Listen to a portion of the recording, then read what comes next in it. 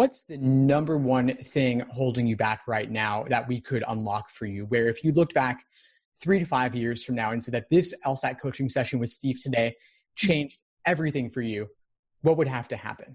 Right now, I'm just having trouble with necessary assumption questions. So if I could just understand those type of questions and not feel less confident about it, I think that would make an impact 5 years from now. I feel like that's really holding me back. Yeah. Necessary assumption questions are, of course, a major question type. And so if you can unlock those, then the benefit will carry forward to everything else in logical reasoning as a whole, really. Mm-hmm. But they are one of the most common question types. So I'm glad you identified them as a particular area of focus. Now, for necessary assumption questions, how do you currently approach them? Well, I first look at this question stem, and then if it's like a flaw, then I just read the stimulus and then find the premise, conclusion, and then try to find the flaw. So yeah, perfect. So what in the question stem is telling you is necessary assumption versus sufficient assumption? Do you feel like you have a good handle on the difference? Yeah, like required, or there's other words, assumed. Yeah. So basically, you got it. So exactly, words that are synonymous with necessity, like depends upon, requires, and assumes. Mm-hmm. So it sounds like you have a good handle on the difference there. Mm-hmm. So you said you read the question stem, then the stimulus, and then you move on to the answer choices. Yeah. Now, is there a particular technique that you use when you're evaluating the stimulus or the answer choices? I know I take I forgot what it's called, the contrapositive. I can't remember. When you look at the stimulus, if it's a quantity word, you change it. If it's a verb, you put the not or no. Oh, so like negating. Negating, yeah, that's what I do. But it's still, like, sometimes it's hard. I guess with practice. Yeah, practice will definitely help, but I want to see if there's maybe something conceptual that we can dig into a little bit. I'm looking at your question here. You wrote, when I solve necessary assumption questions, sometimes I can't think of an assumption. Yeah. What's your advice for this? So that's a great question. I think that you don't always need to prephrase or predict what the underlying assumption is, because there could potentially be multiple underlying necessary assumptions. I think that necessary assumption questions fall into two categories. One where you can predict it, and that prediction would simply be the connection between the evidence and the conclusion. Because in the argument, they may not be connected at all. So your job is simply to connect them because they need to be connected in order for the argument to work. But then there is that other category where in necessary assumption questions, you want to simply defend the alternative against potential problems and say that potential alternative explanations or scenarios. And so in those cases, there may be multiple things that the argument needs to be defended against, and you wouldn't possibly predict all of them. Mm-hmm. And how would you know that which road to take, like if you bridge it or you protect it? That's a good question. I think that you're not always going to know. Okay. But one indicator is that if you see something totally new that never appeared in the evidence, but does appear in the conclusion, then you're like, well, this new thing in the conclusion, its presence there is not justified. And so in order for the argument to work, that new thing in the conclusion would then need to be linked back to the evidence. So I think in most cases where you have something totally out of left field in the conclusion, that particular new thing will also appear in the answer choice. Yeah. And that new thing in the answer choice will also be linked back to something that was in the evidence. Yeah, that's really helpful. Because sometimes I have no assumption in my head, and then I just go to the answer choices and I negate them, and it makes no sense. But I think now that I know that if there's something out just different in the conclusion, I know that I have to kind of link it. Yeah, exactly. So you're negating, and how do you feel like your negation skills are overall? I think they're pretty good. Like I have a table, so if there's a word in the answer choice and it's like some or most, I kind of refer to my table, and I'm trying to like memorize the table at the same time for the quantify words. Okay, good. That's perfect. So for quantifier words, negations are really important. Yeah. And then for verbs, like you said, you just add the word not, or you might remove the word not. But what about negating conditional statements? Mm. How does that work for you? I think I do the same. Is that not right? Well, it's more complicated because if you have a conditional statement, there could be multiple subjects and verbs. And your job in that case wouldn't necessarily be to negate a particular verb. You're actually looking to negate the conditional as a whole. Mm-hmm. So if I had, for example, the statement X requires Y, and I said negate that entire statement, Mm-hmm. how might you handle it? This gets a bit trickier. Not Y, not X? Well, that's the contrapositive. Oh, negate. Oh. Yeah, I don't know. It's hard, yes. Some X, some Y. Yeah, no, it's tricky. It's tricky. So the contrapositive, you're absolutely right, would be not Y arrow, not X. And that's logically equivalent to the original. Mm-hmm. But let's say we put the statement in quotes, like X arrow Y, and I'm saying negate that entire statement in quotes. The statement is saying that X requires Y. Mm-hmm. So to negate that, we'd be saying X does not necessarily require Y. Mm. So you're actually negating the arrow itself, because the arrow is the word requires. Mm-hmm. Oh, okay. But it could get a bit trickier if we say, and this gets into more tough logical reasoning questions, like if A requires B, then C requires D. Mm-hmm. Then that's like a whole mess, right? Because you have two conditionals within a larger conditional statement. Mm-hmm. So again, that's if A requires B, then C requires D. Mm-hmm. So in that case, we're not negating either of those individual requires terms related to A and B and C and D, because those are not at core in the statement as a whole. Mm-hmm. That statement as a whole is saying that if one conditional is true, then the second conditional is also true. Mm-hmm. So how would you negate that? Well, let's relate it back to our earlier example with X and Y. Let's say that X equals A arrow B, mm-hmm. and Y equals C arrow D. Mm-hmm. So if you break it down that way, then again, it's the link between X and Y. So A requiring B would not necessarily lead to C requiring D. Okay. If it's not a conditional answer choice, but if it has two if it's like a double negative, mm-hmm. or how would you find the negation? So if it's double, if you had a double negative, mm-hmm. then I'd want you to first convert that into a positive. Okay, both of them, or? Well, maybe it's easier if we have a concrete example. I could make one up here. So let's say that I do not lack LSAT books. Okay. If I don't lack LSAT books, that means that I have LSAT books. Mm-hmm. So then from there, if you want to negate I have LSAT books, you say I do not have LSAT books. Okay. So it just the double negative adds an extra step. Okay. And so it's like one more layer you have to peel away to get to a simple way to describe it. Mm-hmm. Okay. I found an answer choice. It's an assumption question. Can I read it for you? Yeah, of course. Is this one of the ones that you sent me? No. That's okay. That's okay. What's the prep test number? 31. Okay, yeah, I'll pull it up. But in the meantime, you want to just read it? Okay, section 3 and question 21. Okay, yeah, you want to read it out loud?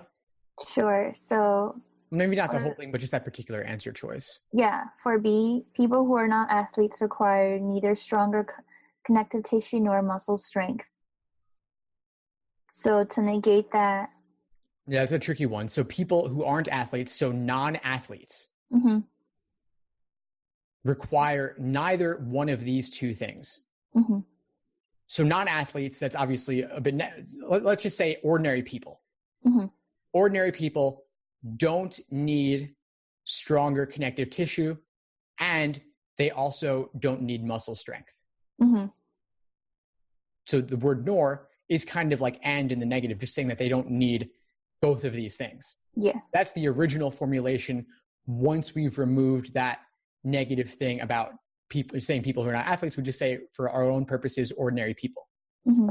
Ordinary people don't require either one of those two things, Mm-hmm. meaning they don't require both of them. Mm-hmm. So to negate that, we want to say that these ordinary people do require at least one of these two things. Okay. So the nor is like a negative and. Mm-hmm. So they're not requiring either one. Negation means they must have at least one of the two, which would be like an or. Okay. So ordinary people do require at least one of the stronger connective tissue or the muscle strength. Mm-hmm. So I think what's going on here a little bit is just that there's the extra step and it requires a bit of slowing down. Yeah. And if there's an only, like for answer choice E, Yeah. how would you negate the only? Would it be not only? So growth of muscle mass enhances the strength only when accompanied by growth of connective tissue. So that only when is another conditional indicator. Yeah. Only when is like only if. It's a necessary indicator. Mm-hmm. So that's like the arrow. Okay. Growth of mass enhances strength only when accompanied by growth of connective tissue. So they're saying it only happens under these particular circumstances. Mm-hmm. So to negate that, we'd say it could happen under a variety of circumstances, not necessarily these specific ones. Mm. So you could say, I sleep only when I'm tired. Mm-hmm. To negate that, you could say, I sleep even when I might not be tired. Mm. So not only under these particular circumstances. Yeah. Cool. Awesome. How does this feel right now? Just kind of walking through these. I feel more confident. I feel like this is what I was struggling with, because looking back at all the questions that I missed, I usually crossed off the answer choices that I didn't understand. But now I think if I know how to negate them correctly, I'll know when to cross them off or not. Awesome. Yeah, it looks like you've been diving in quite a bit to some of the specifics. Which resources of mine have you been using? Just reading your blogs. Oh yeah? Have you looked at the logical reasoning stuff? Yeah. I saw the list, so I'm trying to go through that and just review. Awesome. Of all the types of questions, yeah. Great, sweet. All right, so you want to look at some of these other logical reasoning questions that you sent me? Sure.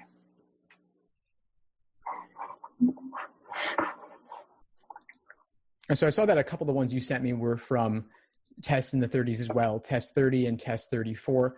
Yeah. Both necessary assumptions in particular. Mm-hmm. This might be a good place to dive in. Okay. Test 30, section 4, number 19, with the birds needing energy. Yeah. And this one's a little bit unique because it's talking about questionable assumptions in particular. So they're telling us that the argument is flawed, but they're still asking about what is an underlying necessary assumption. Mm-hmm. So how is this one going for you? What in particular might have given you trouble on this one? Well, I thought the whole stimulus was about energy, food energy, about the birds. And I did this question like twice, once in like September and then again. And I missed it both times. And I don't know. And then when I look at the right answer choice, it wasn't about food energy. Yeah. It's a quantity or something. Mm-hmm. Yeah. Yeah. Now, what's the conclusion here in this argument? Yeah, I think what I underlined. Yes, you underlined would surely show that the seed-eating bird spends more time eating than does the nectar-eating bird. Mm-hmm. So then going back to evidence. So yeah, you're absolutely right. That is the conclusion. Yeah. So is there something new in the conclusion that's not in the evidence here? The more time eating. Yeah, so time, right? Yeah. Time's in the conclusion, mm-hmm. but not in the evidence. Mm-hmm. What's in the evidence? The food energy. Exactly. So time is new. It's a mm-hmm. new claim made in the conclusion, that does not appear earlier. So like we said earlier in our conversation, that suggests that that time thing will need to derive some sort of necessary assumption about it in order for the argument to work. And so if we scan through the choices here, only one of them refers to time. Yeah. Okay. And it really is as simple as that, just if we focus on what's new in the conclusion. Okay. Yeah, I think that's probably what I was doing wrong. Sweet. Awesome. Now, you've been using the negation test. Yeah. What other methods have you been using to inform your understanding of necessary assumptions? Is there any other way you like to think about them? No, like just negation. Yeah. That's all I do when I look at the answer choices. Well, I want to share one other technique with you that might be helpful for necessary assumptions, which is I want you to start thinking about them like a very specific kind of inference question or a very specific kind of must be true question. Because the necessary assumption is not really new information. It's something that already needs to have been true in order for the argument to work. Like I said, meaning that it's inherent or contained within the stimulus already, not new information. So if we look at choice C here, it might seem very moderate because we already know it based on the stimulus. C is talking about time spent eating. The stimulus is talking about time spent eating. But for that very reason, it's true. It's already known, and it needs to be the case for this argument to work. And the fact here in this particular case that it's questionable doesn't really matter a whole lot. Bottom line is that it is something we already know. I don't want to focus just on necessary assumption questions here because I saw that there are some other things you were asking about, and I want to make sure we cover those at least a little bit. You were asking about flaw questions and abstract language and answer choices. Yeah. You want to share a little more on that?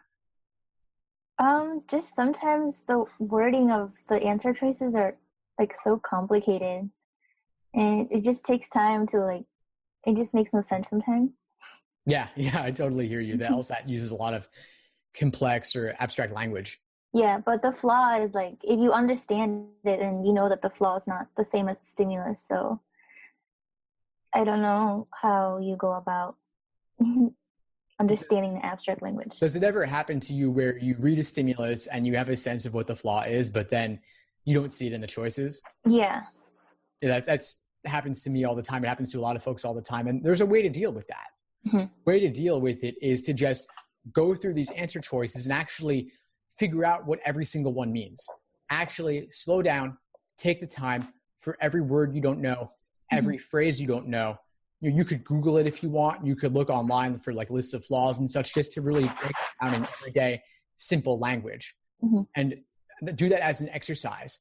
Do it for all 5 answer choices, not even just the correct one or just the one that you may have picked the first time around. Because words and phrases, they're not things we talk about in everyday life, like antecedent, consequent, subsidiary conclusion, counter premise. These are all abstract terms. And that if there was one thing I would ever suggest memorizing on the LSAT, it would be this sort of thing, just vocabulary. Every time you see a word you don't know, keep a running list and actually look them up. It's too easy to just move on and go on to the next thing, but these things, of course, do repeat themselves. So what I want you to do is go on my site. I have a categorization of logical reasoning questions by type. And specifically, I have a list of flaw questions there. And so you can practice just doing lots of flaw questions and specifically go through all 5 choices and look up those definitions. Yeah. Okay. And if a stimulus has multiple flaws, how do you know, like, if the answer choice, I don't know. How do you know which flaw to focus on? Yeah, that's a great question. There's usually one major flaw in a logical reasoning question. There could be a tiny little other side issue, but there's usually one big thing. And so it really just is practice to figure out what LSAT considers to be the one big thing. But I think that as your understanding improves, you'll kind of come around to their way of thinking. And just as a side note, when there is a question that refers to 2 flaws, like which of the following exhibits both of the flaws above or something like that so occasionally a parallel flaw question will do that, or a regular parallel question might do that as well. And so it really is important to take the time to figure out what both of those flaws are. Yeah. Okay.